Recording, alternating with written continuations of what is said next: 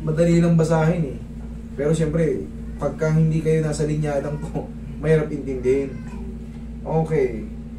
Impression. Dito kayo palaging magbabase. Yan, impression. Complete tear. Siyempre, madalis maintindihan. Complete tear. Kahit grade 1, kaya intindihin. Okay?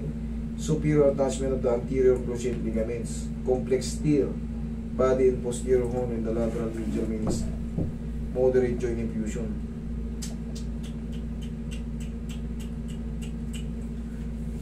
Idol, malakas ba yung pagkakadali mo? Sa ano po full speed sprint po siya. Tapos nung pagtigil ko po, parang na-overextend po yun. Oo, kasi idol, complete, punit. Yung anterior cruciate ligaments. Siyempre, yan yung tinatawag na ACL. Yan yung meaning ng ACL. Pero dahil bata ka pa, idol, superior attachment of the anterior. Tignan natin kung kakayanin pa natin yung complete na yan. Ilan taon ka na, idol? 20 po.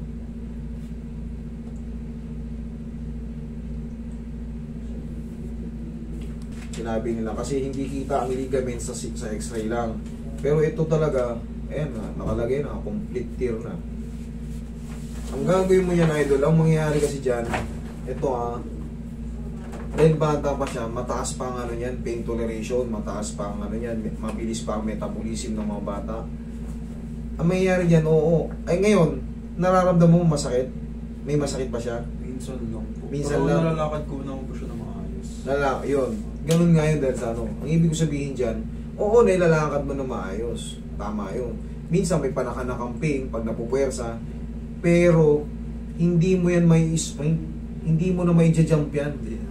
Yun ang yun ang masakit na katotohanan. Kasi pag putol na yung ACL mo, pag talon mo, ang bagsak mo niyan ganito. Hindi mo siya kasi kahit maghilom siya, gaya nga ng sabi ko, mabilis may metabolism yan, mabilis po mag-heal kasi nasa prime pa siya eh. Mabilis po mag-heal yung mga kaya bearable niya pa. Okay, normal, you can walk. Pero subukan mong gumano, yung mag-try ka ng gano'n, yung parang papigil, naku po. Parang bibitaw yung mo dyan. Ang pinaka-the best yan, idol, bata ka pa, marami ka pang mga operation siya. Yun na po, schedule po yan. O yun na po. Kasi, for the meantime, kahit anong adjust ko dyan, haplusin ko man yan, pag complete na talaga, para ko na lang dinaya kayo, hindi ko naman gagawin yun. Wala naman kayong babayaran sa akin eh. Mas tama rin niya, siguro kasi kilala niya ako eh, napapanood niya ako, second opinion, para kung yun talaga ang nararapat, kasi in-schedule na kayo, kung yun talaga nararapat, magdi-decide na siya. Yun talaga yung nararapat kasi ayoko rin naman, kaya ipinapaliwanag ko sa inyo, baka pumunta pa kayo sa iba, tapos dayain, ilutulitong, tapos yung singin nila, ganun pa rin. Sa akin, wala kayong babayaran. Ang mahalaga, mapunta kayo sa tamang para sa inyo. Yung ganito, bata ka pa, idol, marami ka pang malalaruan, gagaling pa yan, ipa-opera mo. Mabilis lang yan, ang bilis ng metabolism ng bata. Isang pikit lang yan, pagising mo, di recovery. Pag may natira, kunyari sabihin natin, Master, heal na yung sugat. Baka pwede mong, pwede kong dayain sa kung sakaling may umipit, pwede nating alugin yun. Doon ako papasok. Pero for the meantime, out of bounds ako dyan. Wala akong magagawa dyan, hindi ko kayo pwedeng dayain dahil nandito na, complete. Tsaka sa assessment pala magkakaalaman na tayo eh.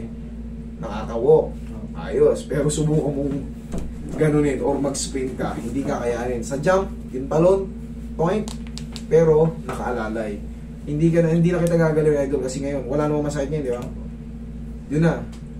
Mura lang yan. Pwede nyo ilapit yan sa ngayon. Sa malasakit. Libre lang yan, pumunta lang kayo sa mag-aantay nga lang yun. Kasi kailangan mo yan, idol. Bata ka pa. Ang dami pang, hindi po pwedeng 20 ka pa lang. Minsan kasi, yung ganito, mga college, nagbibiruan yan sila. Ang mahirap kasi pag tinula ka sa hagdan, putya, baka pati posterior mo, MCL mo, LCL, paputol. Okay, kaya, operation is the best. Okay? Thank you po.